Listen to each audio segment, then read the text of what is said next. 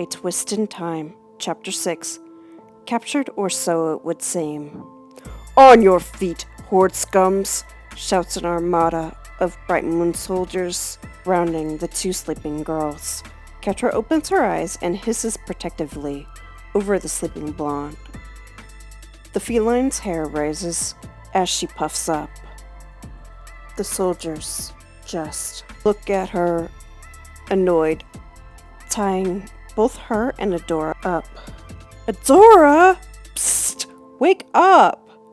The feline whispers, touching her best friend.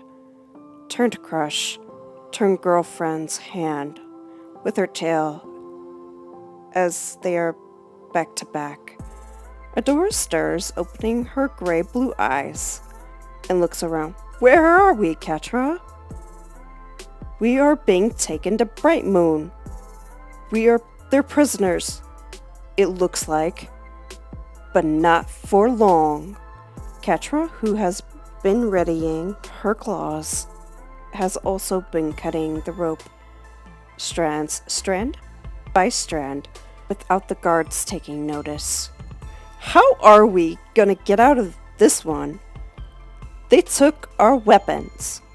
The blonde-haired force captain whispers. Leave it to me. Babe, I got this. Ketra smirks as the last strand breaks, freeing both her and Adora. The power couple of the hour kick and punch their way through their would-be captors. Training had finally paid off. All these years, when the last of the soldiers falls, Adora picks up Ketra and runs back to the horde. A crowd of their fellow soldiers builds up around them, looking at their beat-up and disheveled appearance. What happened to you two? You look like you got run over by a tank, Lonnie asks, pushing through the crowd with worry. It's nothing we couldn't handle. Adora coughs and smirks, a small trickle of blood at the corner of her mouth. Adora, your mouth is bleeding. You must have hit your head. Lonnie sighs loudly. Ketra, whose arm was turning purple by the second, didn't look so great either. She smiles at the blonde, who in turn smiles back. Both girls look awful, bruises here and there, along with cuts. But they didn't care. They were safe at home. We were awesome, is what.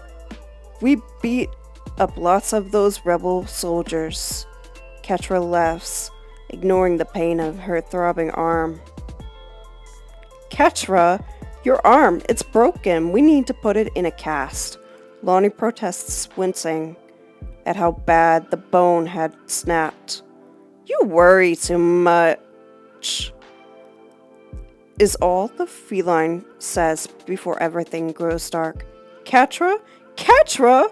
Come on, we gotta get them to the infirmary right now, Lonnie shouts as she picks up Ketra and Rogelio picks up Adora.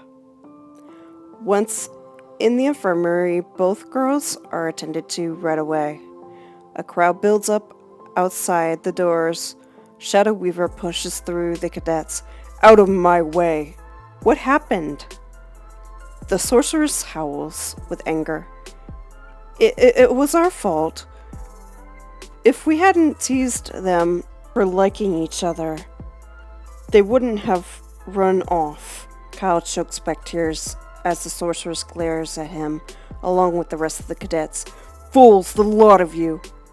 Lord Hordak will hear of this, shouts the Dark Woman of Shadows. The horde cadets bow their heads, tears welling up in their eyes. These soldiers had once had parents, mothers, and fathers killed in the war. These soldiers were orphaned because of the horde. Leave them alone, Shadow Weaver. If you should be angry at anyone, be angry at me. I was the first to tease them. Not the others. Let them go, Lonnie shouts, spitting into the dark sorceress's mask. Is this true? Well then, you are coming with me, young lady. The Mistress of Darkness grabs Lonnie by the arm and throws her before the Lord.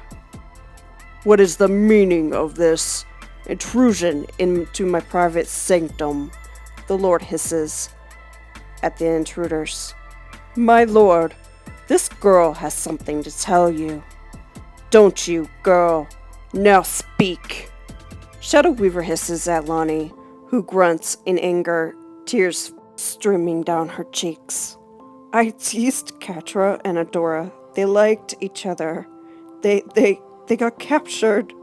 Now they're in a coma, both of them, and it's all my fault. The cadet bows her head, shaking in fear. Is this true, cadet? Lord Hordak sneers, circling around the girl at his feet. Yes, Lord Hordak. Please let the others go.